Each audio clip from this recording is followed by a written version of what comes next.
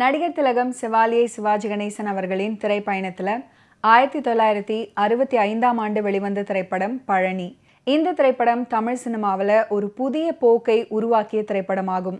சகோதர சகோதரிகளுக்கு இடையேயான அன்பு மற்றும் பிணைப்பு, துன்பங்கள் இருந்த போதிலும் அவர்கள் ஒவ்வொருவரும் மற்ற சகோதரர்களை எவ்வாறு ஆதரிக்கிறாங்க அப்படின்றது பற்றியது. கிராமங்களில் உள்ள விவசாயிகள் நகர வாழ்க்கையை பார்ப்பதற்கு பதிலாக சாகுபடியில் கவனம் செலுத்த வேண்டியதன் அவசியத்தையும் இந்த படம் சித்தரிக்குது. இந்த படம் விமர்சன ரீதியாக வெற்றி பெற்றது மற்றும் அதன் கருப்பொருளுக்காக தேசிய விருதுகளிலிருந்து பாராட்டு சான்றிதழையும் பெற்றது. இது போன்ற அப்பாவி மனிதன் கதாபாத்திரங்களை நடிகர் திலகம் ஏற்பது ஒன்றும் புதிதல்ல. படிக்காத மேதை, பழனி, காளிதாஸ், ராமன் எத்தனை ராமனடி என்று நீளும் அந்த பட்டியல்ல பழனி கிராமிய வாழ்வியலின் அழகுடன் வியர்வையின் வாசனையும் வீச செய்த உழவு தொழிலாளியின் உன்னதம் பேசியது. நீங்க அன்னைக்கு சொன்னபடி நாகம்மா மனசு மாறிட்டா. இந்த பலகாரத்தை உங்களுக்கு எல்லாம் கொடுக்க சொல்லி அனுப்பிச்சிருக்கேன். அதிரசம், வடை, பாவாசம். என்ன சமாச்சாரம்? உங்க வீட்டுல ஏதாவது விசேஷமா? விசேஷம் அங்க இல்லன்னா இங்கதான் விசேஷம். நமக்கு பசி இல்லாம சோறு போட்ட நிலம் போச்சு, நம்ம அடுப்பு அணைஞ்சு போச்சுங்கிற சந்தோஷத்தை கொண்டாடத்தான் இந்த பலகாரம் வந்திருக்கு. நம்ம நிலம் போச்சா? ஆமா. யார வாழ வைக்கிற தெய்வம்னு அண்ணன் மனசார நம்பி இருந்தாரோ அந்த தெய்வம் இன்னைக்கு வகுத்துல அடிச்சிருச்சுன்னா வகுத்துல அடிச்சிருச்சு.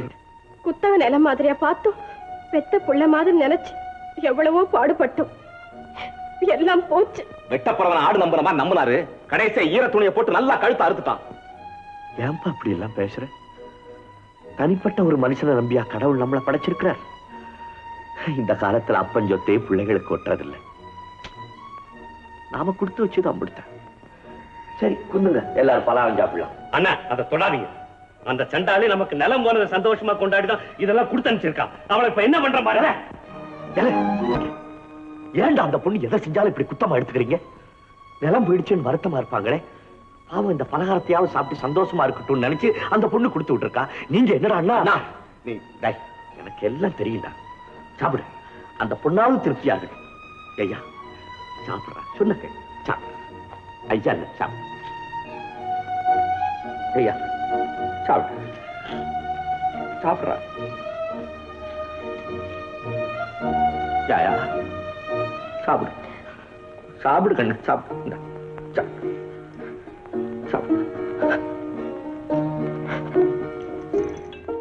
தன் அக்காள் மகளை தம்பி மனைவியே தவறாக பேசுவதை கேட்டுவிட்டு கோவத்துல கண் துடிக்க காவேரி அப்படின்னு அழைத்து கொண்டே வீட்டுக்குள்ள வருவாரு சிவாஜி அவர்கள். கள்ளங்கபடமில்லாத வெள்ளை சிரிப்புடன் என்ன மாமா அப்படின்னு கேட்டபடியே வரும் அக்காளின் மகளை பார்த்தவுடன் கண்ணீர் கட்டி நிற்கும் பார்வையுடன் ஒண்ணுமில்லமா அப்படின்னு முகமசைப்பாரு. அந்த உயர்ந்த நடிப்பாற்றல் சிவாஜி அவர்களுக்கு மட்டுமே சாத்தியம். தம்பிகள் பட்டணத்துல மோசம் போய்விட்டார்கள் அப்படின்னவுடன் மனம் உடைந்து மனித ஜாதியில் துயரம் யாவுமே மனதினால் வந்த நோயடா அப்படின்னும் பதைக்கும் நெஞ்சினை அணைக்கும் யாவரும் அண்ணன் தம்பிகள் தானடா அப்படின்ற கவியரசரின் காவிய வரிகளுக்கு சிவாஜி அவர்களுடைய வாயசைப்பால் உயிரூட்டும் போது இன்னைக்கும் அவை உண்மை அப்படின்றதாகவே ரசிகர்கள் உணர்வார்கள். பட்டத்துக்கு வராண்டாடான்னு சொன்னதை கேட்டியடா? நல்ல வேலையில இருக்கிற கை நிறைய சம்பாதிக்கிறவனு கிடைச்சாச்சு போச்சு. அதை நம்பி நான் பட்டத்துக்கு வந்தேனடா. உன்னை இத்தனை வேலை பார்க்கறதுக்கு தானடா நான் வந்தேன். ஐயோ கைதுக்கு போயிட்டியா? என் குடும்பம் வாழ போச்சே. நான் காவேரிக்கு என்ன பதில் சொல்லுவேன்? என் முத்து நீ எங்கடா இருக்க? நீ ஜெயிலுக்குள்ள இருக்கியா? ஒரு தம்பி செத்து போயிட்டா, இந்த பயில ஜெயிலுக்கு போயிட்டாரு. நான் ஒருத்தன் தான் பாக்கி இருக்கிறேன். நான் எங்க போவேன்? ஐயோ நான் எங்க போவேனோ? ஏ முருகா, நான் எங்க போவேன்? நில உடைமை சமூகத்தின் கண்ணாடி வெற்று காகிதத்துல கைநாட்டு வாங்கிக்கிட்டு வெறும் 2000 ரூபாயை மட்டும் கொடுத்துட்டு அறுவடை நேரத்துல அதை 12,000ஆக மாற்றி எழுதி நிலத்தை ஜப்தி செய்யும் பண்ணையாரிடம் நான் 12,000 வாங்கினேன் அப்படின்னு கேட்டு கதறி அழும்போது அந்த அப்பாவிக்காக நாமும் கண் கலங்குவோம். அந்த காட்சி அன்றைய நில உடைமை சமூகத்தின் கண்ணாடியாக இன்றைய தலைமுறைக்கு கிடைக்கும் ஆவணம்.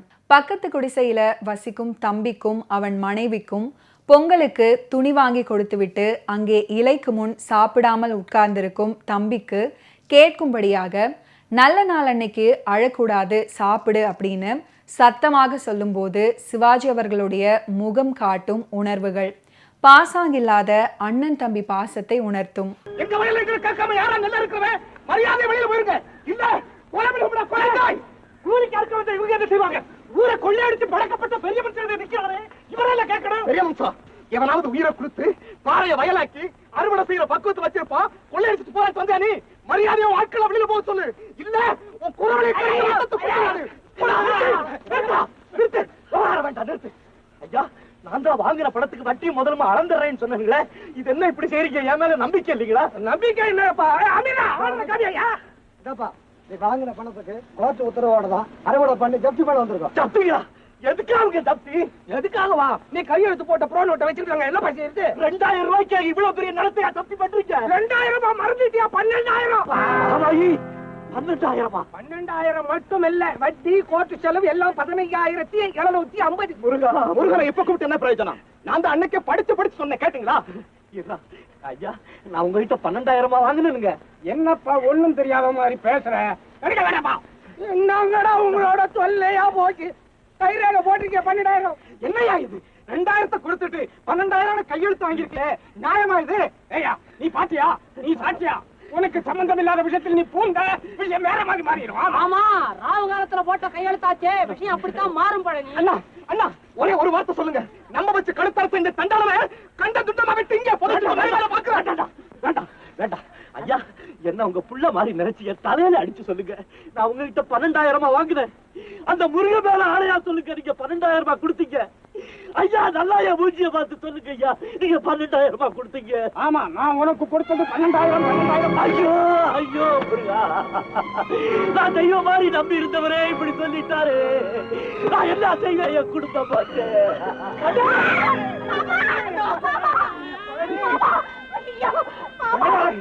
பாத்தியா, உன்னால எவ்வளவு நேரம் முடியும்? நீ ஒரு மனுஷனா? உன்னை பழி சொல்ல எங்க அண்ணனால முடியல, எங்களையும் பழி வாங்க விட மாட்டேங்கிறாரு. இவருடைய கருணையினால இன்னைக்கு உயிரோட இருக்கையா? உனக்கு நல்ல நாள் வேணும், எடுத்துக்கையா? எல்லாத்தையும் எடுத்து நீ ஆண்டு அனுமதியா? நாங்க போறோம். இனிமேல் உன் காலடி விட்டு எடுத்து நாங்க கால் வைக்க மாட்டோம். பணத்தை வா, எங்கேயாவது போய் எப்படியாவது பாடுபட்டு வாய்ச்சி சம்பாதிச்சு இதை போல 1000 மடங்கு நல்ல நாளத்தை நம்ம அண்ணன் பேருக்கு வாங்கி தரல. பழனியுடைய தம்பியான நம்ம வாடா.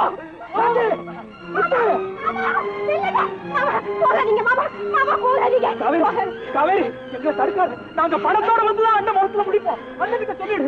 காவேரி, காவேரி, சொல்ல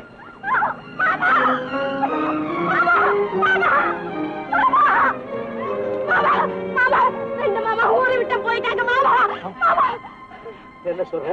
அவங்க 2 பேரும் ஊரை விட்டு போயிட்டாங்க மாமா. ராசுவா, முத்துவா, ஊரை விட்டு போறாருங்களா? என் தம்பிகளும் என்ன விட்டு போறாருங்களா? பழனி அப்பாவி, மனம் முழுவதும் நன்மை நிறைந்த ஒரு மனிதன். தனக்கு இழைக்கப்பட்ட தீங்குகளை கூட பெரிதுபடுத்தாதவன். பழனிக்கு விவசாயம் ஒரு கண், தன் தம்பிமார்கள் மற்றொரு கண். அள்ளி முடிந்த தலைமுடி, கசங்கிய வேட்டி, சட்டை என்ற ஒரே உடையில படம் முழுக்க வரும் சிவாஜி அவர்கள் பண்ணையார் மீது கண்மூடித்தனமான நம்பிக்கையை வச்சிருப்பாரு. அதை பார்வையாளர்கள் எந்த கேள்வியுமின்றி ஏற்றுக்கொள்ள வைத்திருப்பதுல தான் அவர் திறமை அடங்கியிருக்கு. நிலத்தை உழும்போது கிடைத்த புதையலை அது உங்க நிலம், அதனால அது உங்களுக்கு தான் சொந்தம் அப்படின்னு கொண்டு போய் கொடுப்பாரு. தானமாக தரேன் அப்படின்னு சொல்லி பாறை நிலத்தை பண்ணையார் தரும்போது கோபப்படும் தம்பிகளை அடக்கி இந்த நிலத்தையும் நம்மால் விளைநிலமாக மாற்ற முடியும், அப்படிதான் பண்ணையார் இதை கொடுத்திருக்கிறாரு அப்படின்னு சொல்லும்போது அட அப்பாவியே அப்படின்னு பார்வையாளர்களை பரிதாபப்பட வச்சிருப்பாரு. ஐயா, வயல்ல உழுதுகிட்டு இருந்தவங்க ஏற்கால ஏதோ தட்டுப்பட்டுச்சு, என்னன்னு தோண்டி பார்த்தா அம்புட்டு புதையலுங்க.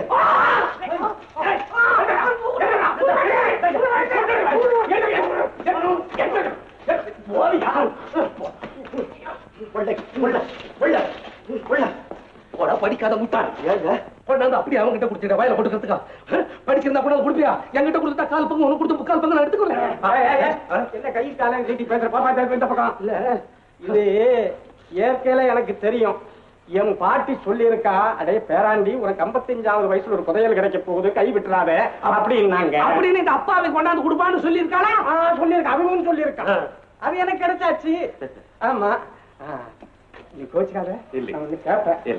இது நீ ஒரு காசு கூட கையால தொட்டு பார்க்கலையே. காட்டுங்களா காட்டுங்களா, இதான் உங்க நாணயத்துக்கு கிடைச்ச பரிசு. அப்பவே சொன்னேன்ல, ஏப்பா 3 பேரும் முதிக்கிறீங்க? அந்த மனுஷன் எதுக்கு சொல்றான்னு தெரியுதா? நீங்க எல்லாம் குடிசையில இருக்கவங்க தங்க காசு இருக்கலாமா, புடிச்சுட்டு போட மாட்டாங்க போலீஸ். அதெல்லாம் பங்களா எங்க இருக்கலாம், கீழே இருக்கலாம், பாத்ரூம்ல இருக்கலாம், எங்க இருக்கலாம். அதுக்காக சொல்றேன். எங்க மேல உங்களுக்கு இருக்கிற அன்புக்கு ரொம்ப சந்தோஷம். பண்ணி ஒரு முக்கியமான விஷயம். என்னையா? என்னோட நிலத்தில் நீ புதையல் எடுத்த, அதை நீ எடுத்துக்காம என்கிட்ட கொண்டு வந்து கொடுத்த, ரொம்ப சந்தோஷம். ஆனாது பெருசல்ல. என்ன செய்யணும்? அதாவது இந்த புதையல் விஷயத்தை நமக்கு கிடைச்சதுன்னு ஒரு காக்காவுக்கு தெரியும். சிவ சிவா சிவ சிவா, அது உங்க சொத்துங்க, அதனாலதான் உங்ககிட்டே வந்து சேர்ந்துருச்சு. இதை நான் ஏன் வெளியே சொல்ல போறேன்? பழனி திரைப்படத்துக்காக TM சௌந்தரராஜன் அவர்கள் பல அற்புதமான பாடல்களை பாடியிருக்காரு. அதுல ஒரு அற்புதமான பாடல் தான் இதயம் இருக்கின்றதே அப்படின்னு தொடங்கக்கூடிய பாடல். பாடலுக்கு உண்டான வரிகளை கண்ணதாசன் அவர்கள் எழுதியிருப்பாரு. இதயம் இருக்கின்றதே தம்பி, இதயம் இருக்கின்றதே, இதயம் இருக்கின்றதே தம்பி, இதயம் இருக்கின்றதே,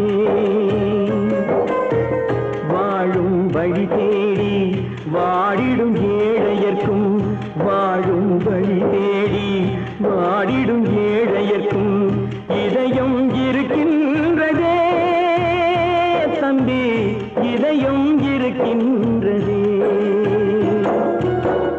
இதயம் இருக்கின்றதே தம்பி, இதயம் இருக்கின்றதே.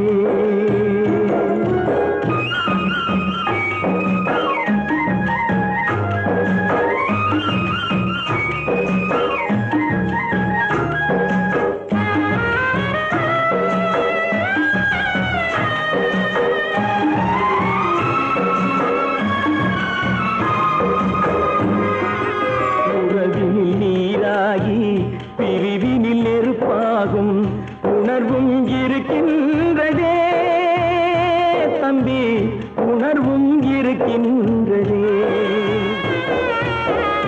இதயம் இருக்கின்றதே தம்பி, இதயம் இருக்கின்றதே. விவசாயத்தை நேசிக்கும் எந்த விவசாயியும் அதை விட்டுவிட்டு செல்ல மாட்டான் அப்படின்றத நம்முடைய உணவு தானியம் பட்டணம் போகலாமே தவிர நாம போகக்கூடாது அப்படின்ற ஒரு வரி வசனத்துல உணர்த்தி விடுவார். சிவாஜி அவர்கள் படத்தின் முகமும் தலையும் அப்படின்னா SSR, முத்துராமன், பாலையா, நாகேஷ், MR ராதா, தேவிகா, புஷ்பலதா, ராம், சிவகாமி அப்படின்னு பெரும் நட்சத்திர பட்டாளத்தின் கச்சிதமான பங்களிப்பு படத்துக்கு முதுகெலும்பு அப்படின்னு தான் சொல்லணும். பாத்தீங்களாப்பா யார் வந்திருக்காங்க? பழனியா? வாப்பா வாப்பா, அந்த எச்சி சோத்தை எடு. பழனி எப்படி இருக்கப்பா, சௌக்கியமா? என்னப்பா அது ஒண்ணுமே பேச மாட்டேங்கிற? அப்பா எக்மார் ஸ்டேஷன்ல நின்றுகிட்டு இருந்தாரு. எல்லா ஜனங்களும் பார்த்து இவரை பார்த்து சிரிச்சுக்கிட்டு இருந்தாங்க. நான் பார்த்தேன், கூட்டிகிட்டு வந்தப்பா. வர்ற வழியில ராசு முத்துன்னு புலம்பிக்கிட்டே இருந்தாரப்பா. ராசு? ஓ, ஏன் பழனி தம்பிகள் எல்லாம் பாக்குறதுக்கு வந்தியா? பாத்தியா? பார்த்தனே. எப்படி இருக்காங்கப்பா? அடாடாடாடா, என்ன நல்லா இருக்கானுவோ என் தம்பிய தெரியுமா? ஒருத்தன் ஜெயில இருக்கா, இன்னொருத்தன் யாரையோ கல்யாணம் பண்ணிக்கிட்டு சந்தோஷமா இருக்கா. நான் தான் நடுத்தருவில நிக்கிறேன். என்னப்பா சொல்ற? ஏன்பா ராஜி முத்து இவங்க எல்லாமா கெட்டு போயிட்டாங்க? பாவி பயலோட பட்டணத்துக்கு வர வேண்டாம் வர வேண்டாம்னு சொன்னரே, கேட்டாருவளா? பட்டணம் என்னப்பா செய்யும்? இந்த ஊர் இருக்குதே, நல்லவனுக்கு நல்லது, கெட்டவனுக்கு கெட்டது. இப்ப என்ன எடுத்துக்க, இத்தனை குழந்தை குட்டியோட சௌக்கியமா இல்லையா இங்க? நீங்க சந்தோஷமா இருக்கு அவ்வளவு. ஆமா, அந்த ஊரெல்லாம் கொள்ளையடிச்சிட்டு இருந்தான் அந்த பண்ணையார், அவன் எப்படி இருக்கிறான்? நல்லா இருக்கிறானா? பண்ணையார பத்தி அப்படி எல்லாம் பேச நான் சொல்லாம வேற எவன் சொல்லுவான்? நான் தான் கூட இருந்து கணக்கு எழுதிட்டு இருந்தேன். இத பாரு பழனி, அந்த விஷயத்துல எனக்கு கூட உண்மையில ரொம்ப கோவம். என்னன்னா மனுஷன் நம்புறதுனால அதுக்கு ஒரு அளவு இல்லையா? அதுக்காக கண்மூடித்தனமா இவ்வளவா நம்புறது? உனக்கு எவ்வளவு துரோகம் பண்ணிருக்கா தெரியுமா அந்த ஆளு? ஒன்னொன்னா புட்டு புட்டு வைக்கிறேன், நிதானமா கேட்டுட்டு நீ அதுக்கப்புறம் ஊருக்கு போ.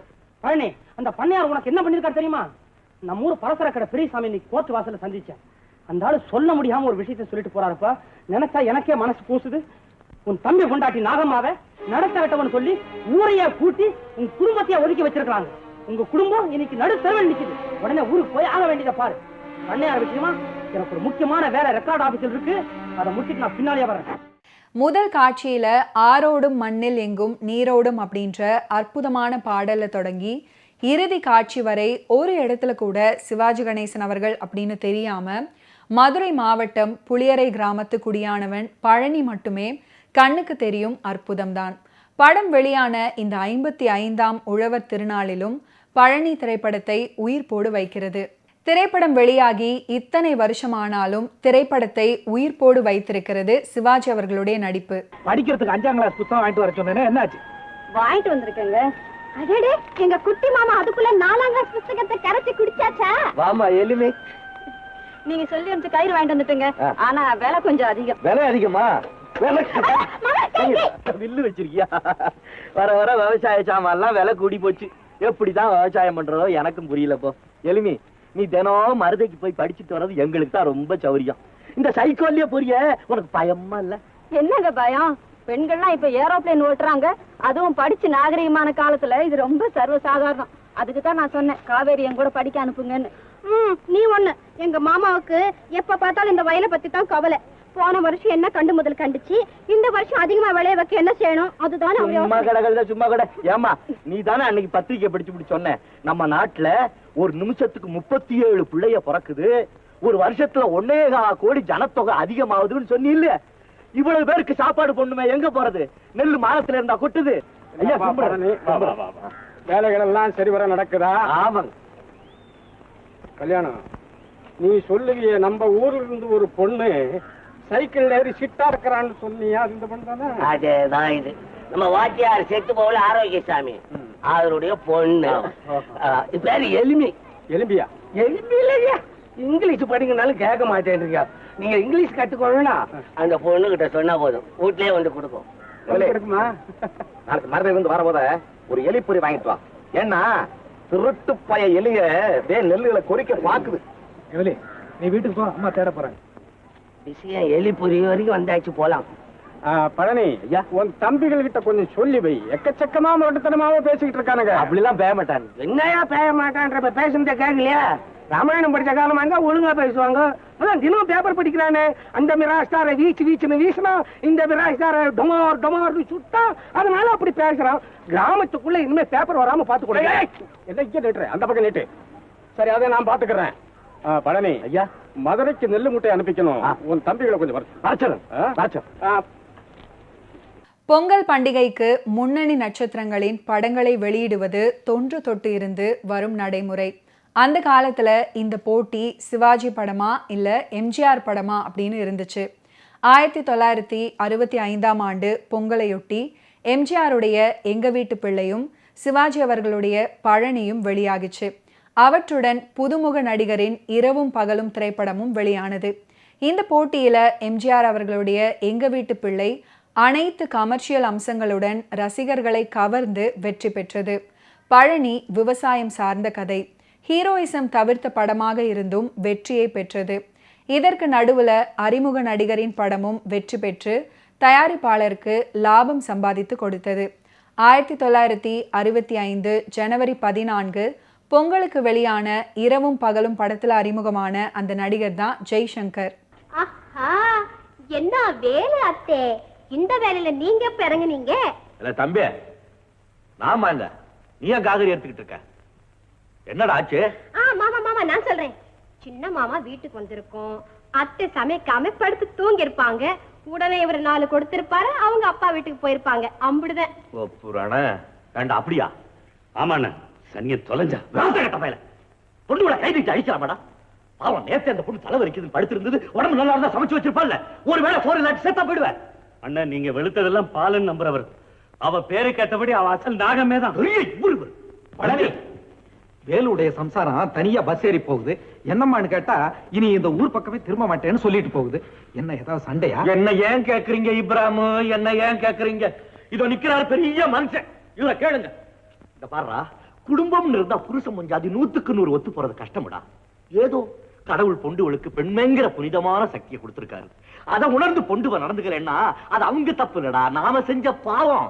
அதை நினைச்சுக்கிட்டு பேசாம இரு. போ, அடுத்த காருக்கே போய் அந்த பொண்ணை கூட்டிட்டு வா. என்ன மன்னிச்சிருங்கண்ணா, எனக்கு பொண்டாட்டியே வேணாம். கேட்டீங்களா? இப்ப நம்ம பொஞ்சாதியே வேண்டாமா? இந்த பையனே இப்படி பண்ணான்னா வீட்டுல கல்யாணம் ஆகாம 2 பயல் ஒழுக்க அவனுக்கு யார் பொண்ணு கொடுப்பா? எல்லாம் சொல்றத கேடுறா, போய் கூட்டிட்டு வாடா. ஒப்பந்த அண்ணா நான் சொல்லிக்கிட்டே இருக்கேன், நின்னுகிட்டே இருக்கிறேன். பழனி, நான் சொல்றதை கேளு. அந்த பொண்ணு போனதை பார்த்தா வேலு போனா கண்டிப்பா வராது. அதனால நீயே போய் கூட்டு போறேன் சாஹேப், போறேன். இந்த பயலுவ பண்ற தப்புக்கெல்லாம் நான் தானே போகணும். அம்மா 2 சோத்தை வடிச்சு போடு, எல்லா பயலும் பட்டினியா கிடப்பானுவா. ஓகே வியூவர்ஸ், இன்னைக்கு நிகழ்ச்சியில் நடிகர் திலகம் சிவாஜி கணேசன் அவர்களுடைய ஃபிலிம் கெரியரில் நடந்த பல இன்ட்ரெஸ்டிங்கான விஷயங்களை நீங்கள் பார்த்து தெரிஞ்சிருப்பீங்க. மீண்டும் அடுத்தடுத்த எபிசோட்ஸில் சந்திப்போம். நன்றி, வணக்கம்.